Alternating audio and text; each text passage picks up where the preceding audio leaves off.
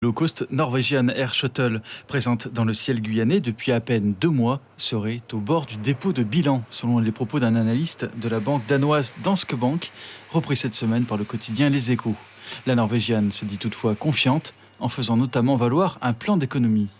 À l'aéroport Félix Éboué, les passagers qui s'envolent vers les Antilles à bord de ces avions espèrent que la compagnie à bas coût survivra à ces difficultés. Ça fait déjà le 3e voyage que je fais avec la norvégienne et à chaque fois, il y a à peine 50 passagers sur le vol, quoi. Donc c'est dommage pour une compagnie où les prix d'avion sont aussi bas de voir que malgré ça, on n'arrive toujours pas à voyager sur les Antilles Guyane. Air France, pour un billet pour aller aux Antilles, on paye le billet carrément pour aller en métropole.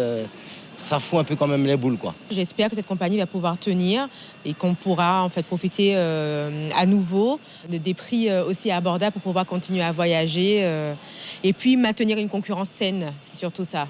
Je vous assure que s'il n'y avait pas Norwegian Airlines, par exemple, moi, j'aurais pas pu voyager durant ces vacances, ces vacances scolaires, justement, voilà. Donc moi, je trouve que c'est un petit peu dommage parce que moi, je trouve que quand même, malgré tout ce qui a été fait, quand même, je trouve que c'est une opportunité pour faire en sorte que plus de Guyanais puissent voyager plus facilement. La Norvégienne effectue depuis 2 mois 8 rotations hebdomadaires depuis la Guyane vers les Antilles, 4 vers la Martinique et 4 vers la Guadeloupe. Une liaison qu'elle doit assurer jusqu'au mois de mars. Or, ce géant aérien, numéro 1 des low-cost long courriers, aurait cumulé une dette de 3,5 milliards d'euros. Malgré ces informations, la Chambre de commerce et d'industrie reste optimiste. Oui, assez confiant jusqu'à mars. Les engagements sont tenus jusqu'à maintenant. On n'y croyait pas trop, c'est arrivé, ça fonctionne. Bon, il y a le temps de rodage, le temps de mise en place. Maintenant, l'histoire, c'est voir comment on peut continuer l'aventure avec eux et voilà.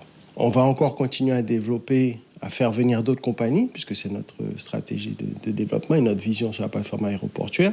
Et ça restera là. Maintenant, les sujets des compagnies et de leur stratégie, nous n'y pouvons strictement rien, malheureusement. La CCI indique qu'elle table malgré tout sur de bons résultats pour la Norvégienne au mois de décembre, après un premier mois d'exploitation qualifié de convenable par la Chambre consulaire. Suivez l'info sur Guyana Première, télé, radio et Internet.